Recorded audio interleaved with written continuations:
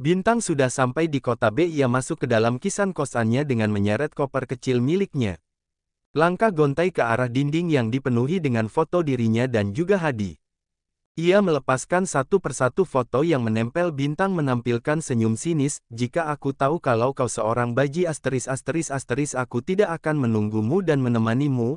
Sudahlah Bintang, mungkin ini adalah perjalanan kisah cintamu, ucap Bintang pada dirinya sendiri sambil menghapus air matanya. Hiks, kenapa dada ini sangat sakit, katanya sambil memukul garis bawah mukul dadanya. Ia duduk di dekat ranjang lalu ia menangis sejadi-jadinya dengan kamar yang masih gelap.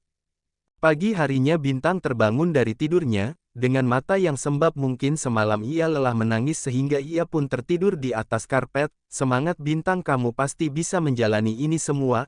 Ayo kita buka lembaran baru dan lupakan masa lalu. Dia tidak pantas kamu tangisi, ucap Bintang kepada dirinya sendiri. Lalu ia masuk ke dalam kamar mandi. Ia mandi, lalu ia bersiap untuk berangkat kerja. Sesampainya di tempat kerja, Bintang menampilkan senyum manisnya ketika melihat sahabatnya. Sisi, Della, teriak Bintang sambil melambaikan tangan. Sisi dan Bella pun melirik ke arah suara. Wah, lihat yang sudah bertemu dengan kekasihnya, ceria sekali, kata Sisi kepada Bella. Benar tuh, ayo kita samperin, ajak Bella. Mereka pun berjalan ke arah Bintang. Cie, yang abis bertemu yayangnya seneng banget, ledek Bella sambil menyenggol lengan Sisi. Apaan sih kalian ini, lagian aku putus dengannya, balas enteng Bintang. What, yang benar kamu Bintang, ayo kita duduk di sana, kamu harus cerita kepada kita, ajak Sisi sambil menunjuk kursi pengunjung. Nanti saja, sekarang aku mau kerja dulu, banyak pasien yang merindukan dokter cantik, puji Bintang kepada dirinya sendiri, lalu ia berjalan ke UGD. Sisi dan Della saling pandang, benarkah dia sudah putus, tapi kenapa dia malah kelihatan bahagia, tanya Sisi. Bahagia menutupi luka itu namanya, balas Della, udah yuk kita kerja, lagian orang yang kita ledekannya juga udah ngacir duluan, ajak Della. Mereka pun melanjutkan aktivitasnya dengan serius. Jam makan siang pun telah tiba. Bintang, kami tunggu di kantin ya, kamu punya hutang penjelasan kepada kami, Della. Iya ini juga sudah beres kok, tinggal OTW, Sen. Tok, masuk, dok, tadi kata dokter Fanny ia meminta dokter untuk memeriksa pasien yang ada di ruang VVIP kamar No 2, karena ia ada keperluan. Biaklah sus, mari kita ke ruangan VVIP, setelah itu kita makan siang, ucap Bintang. Ia pun tidak lupa mengirim pesan kepada sahabatnya itu. Maaf ya teman garis bawah temanku yang cantik, aku kayaknya terlambat datang. Soalnya harus memeriksa pasien dokter Fanny dulu, Sen. Bintang dan suster naik lift ke lantai 5 karena ruangan VVIP berada di lantai 5. Sus, makan siang ini, makan dengan apa ya enaknya? Tanya Bintang. Suster itu bengong, tidak biasanya Bintang nanya seperti itu. Kalau saya sih biasanya makan nasi padang dok, dengan kuahnya yang melimpah menambah nafsu makan, hehe, jawab suster itu sambil senyum. Benarkah? Wah, ide bagus juga tuh, kata Bintang. Ting, pintu lift terbuka di lantai 5, Bintang berjalan ke arah kamar 2, di depan kamar itu ada dua penjaga dengan pakaian serba hitam. Kok aku seperti kenal, tapi siapa ya, batin Bintang. Ting. Permisi tuan, saya mau memeriksa pasiennya dulu, izin Bintang kepada kedua penjaga itu. Anda siapa, kenapa bukan dokter yang bisanya? Tanya penjaga itu. Maaf, saya dokter Bintang. Tadi dokter Fanny menyuruh saya untuk menggantikannya karena beliau sedang ada urusan, ucap ramah Bintang. Laki-laki itu menyeliksik, baiklah, silahkan masuk, ucap penjaga itu sambil membukakan pintu. Bintang masuk diikuti dengan suster. Wah, laki-laki itu tampan sekali padahal sedang keadaan tidur, apalagi bulu garis bawah bulu halus yang ada di rahangnya membuat gemes, batin Bintang mengagumi laki-laki yang sedang tertidur. Dok, kata suster, menyadarkan lamunan. Iya sus, ayo kita periksa, ajak Bintang. Ia pun mulai memeriksa pasien. Sepertinya aku pernah dengar suara ini, batin si pasien yang masih terpejam, namun lambat laun ia pun mencoba membukakan matanya. Garis bawah kamu, kata laki-laki itu. Iya tuan, jawab Bintang, apa ada yang sakit? Tanya Bintang. Bintang mengingat-ingat laki-laki yang ada di hadapannya ini. Benar saja ia merasa kenal sama orang-orang yang ada di depan. Ternyata setelah wajahnya dibersihkan dia sangat tampan, bahkan ia mengaguminya. Karena kemarin ketika Bintang mengobati luka tembak, wajahnya tertutup oleh darah makanya Bintang tidak terlalu mengenalinya. Tidak, jawabnya. Baiklah Tuan, jika tidak ada yang sakit, saya permisi dulu, pamit Bintang ramah, lalu ia pergi keluar diikuti dengan suster. Bintang pun meninggalkan ruangan VVIP itu lalu ia berjalan ke arah kantin karena teman-temannya masih nunggu di sana. Sus, saya langsung ke kantin ya, apa suster mau ikut gabung? Tanya Bintang. Ah tidak dok, saya sudah ada janji makan siang dengan teman saya, tolak halus suster itu. Ah baiklah kalau gitu, saya ke kantin dulu ya, dan jangan lupa kasih hasil pemeriksaannya ke Dokter Fanny. Bintang pun berjalan ke arah kantin, ia melihat teman garis bawah temannya sudah menunggu. Maaf lama, kata Bintang sambil duduk. Iya tidak apa-apa, jawab mereka berdua serempak. Wis kompak banget, ledek Bintang. Sudah jangan banyak basa-basi ceritakan apa yang terjadi kemarin. Tanya Della. Bentar, aku pesan dulu makan, perutku sudah keroncongan, kata Bintang sambil mengelus perutnya. Is menyebalkan, tenang saja sudah aku pesan tuh, tinggal kamu makan saja, balas Sisil. Kalian memang teman yang pengertian, kata Bintang sambil mengambil makanan yang sudah dipesan oleh kedua temannya.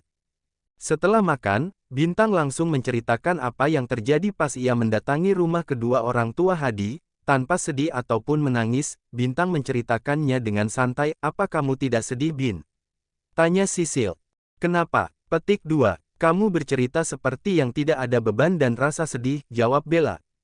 Awalnya aku nangis bahkan dadaku terasa sesak untuk bernapas saja rasanya susah, tapi besoknya aku bertekad kalau aku tidak akan menangisi lelaki seperti dirinya, buang-buang tenaga, laki-laki di luar sana masih banyak yang mau dengan aku, balas Bintang sambil meminum jus mangga. Kamu harus kuat ya Bin, kami selalu ada untukmu. Lupakan masa lalu dan mulailah membuka ternak buaya hahaha, ucap Sisil tertawa. Is menyebalkan mana ada ternak buaya. Canda sayang, balas Sisil. Di ruangan Devan, ia menyuruh salah satu orang kepercayaannya untuk mencari identitas Bintang, karena ia yakin kalau orang yang menolongnya adalah Bintang, walaupun waktu itu pandangannya buram tapi ia mengenal suaranya. Devan Anderson adalah ketua mafia yang berdarah dingin. Mempunyai mata yang tajam seperti elang, dan pendengaran yang tajam ia juga banyak ditakuti oleh para musuhnya. Namun selain ia menjadi ketua mafia ia juga adalah CEO sekaligus pemilik rumah sakit tempat kerja Bintang. Di usia Devan yang menginjak 33 tahun ia mempunyai seorang anak laki-laki yang berusia 4 tahun. Devan ditinggalkan oleh mantan istrinya karena ia ingin hidup bebas dan ingin mengejar karirnya, dasar wanita bodoh. Dikasih suami tajir melintir malah milih untuk cari uang sendiri. Malam ini Bintang Sip malam menggantikan Dokter Fanny karena Dokter Fanny ada urusan keluarga. Bagi Bintang sih tidak jadi masalah, ia selalu menikmati masa kerjanya, bahkan Bintang lebih sering di tempat kerja daripada di kosannya. Jam sudah menunjukkan jam 7 malam, Bintang duduk di kantin sedang menunggu pesanannya sambil memainkan handphonenya. Tante, kata anak laki-laki. Bintang langsung menoleh ke arah anak laki-laki itu, ia ada apa ganteng? Tanya Bintang lembut. Kevin tidak tahu ruangan ayah di mana, apa tante bisa mengantarkan Kevin ke ruangan ayah? Ucap anak laki-laki itu sambil mengedip garis bawah ngedipkan matanya. Bintang menggaruk kepala yang tidak gatal, memangnya siapa nama ayahnya Kevin? Nanti biar tante tanyakan. Belum juga Kevin menjawab tiba-tiba ada yang memanggil Kevin, dan, jangan lari garis bawah lari, ucap wanita itu. Bintang melihat ada seorang wanita dengan pakaian yang seperti babysitter, apa itu pergi bersamamu? Tanya Bintang memastikan, karena takutnya hanya mengaku garis bawah ngaku, kepada Kevin, dan Kevin pun menganggukkan kepalanya. Maaf Nona, tadi saya sedang menanyakan ke resepsionis di mana ruangan Tuan Devan tapi dan Kevin malah lari, kata wanita itu. Iya Titka apa garis bawah apa, tapi lain kali lebih hati garis bawah hati ya walaupun ini rumah sakit tetap saja kita harus waspada karena kita tidak tahu niat orang, balas Bintang ramah, lalu Bintang berjongkok biar sejajar dengan Kevin, dan buat Kevin yang ganteng, lain kali jangan pergi sendiri ya, harus menunggu mbaknya oke.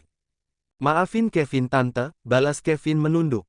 Kalau gitu, saya dan Kevin permisi dulu non, pamit wanita itu, dan Bintang pun menganggukkan kepalanya. Setelah pesanan datang, Bintang pun berjalan ke arah ruangannya sambil membawa makanannya. Sus, jam berapa kita ke ruangan VVIP?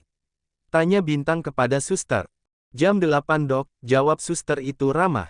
Sus, temani aku makan yuk, kebetulan aku beli 2 porsi, ajak Bintang, dan suster itu pun ikut ke ruangan Bintang. Mereka pun makan ditemani dengan obrolan ringan.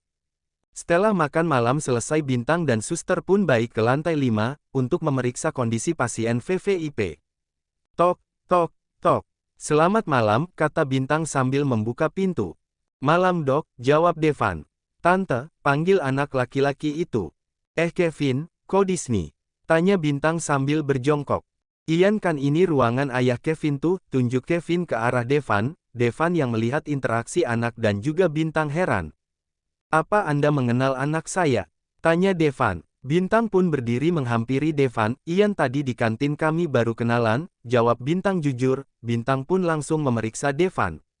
Sedangkan Devan terpesona dengan kecantikan Bintang. Ia menatap Bintang tanpa berkedip. Tuan, sepertinya Anda sudah sehat, kata Bintang. Benarkah? Tapi aku merasa sakit sebelah sini. Devan menunjuk ke arah dadanya. Benarkah? Biar saya periksa ya. Bintang pun memeriksa dada yang ditunjuk Devan. Kenapa jantungnya berdetak sangat kencang, batin Bintang. Sepertinya Anda punya kelainan jantung tuan. Baiklah, besok saya akan menjadwalkan Anda ke ahli jantung, kata Bintang. Sus, dicatat ya, agar besok Tuan Devan mendapatkan pemeriksaan ke ahli jantung. Oh iya tuan, satu lagi, kalau bisa jangan sering membawa anak Anda ke sini karena rumah sakit kurang bagus untuk anak-anak, kata Bintang, dan Devan pun menganggukkan kepalanya. Bintang berjongkok di kursi yang sedang Kevin dudukan. Hai ganteng, jangan terlalu malam tidurnya ya, terus menunggu ayahnya, lebih baik di rumah saja, tidak bagus jika anak seganteng kamu berada di rumah sakit, ucap Bintang sambil mengacak-acak rambut Kevin. Kevin pun mengangguk, kalau gitu tante pamit ya. Bintang dan suster pun keluar dari ruangan Devan. Setiap masuk ke ruangan Devan serasa uji nyali, apalagi di depan pintu yang selalu ada yang menjaga.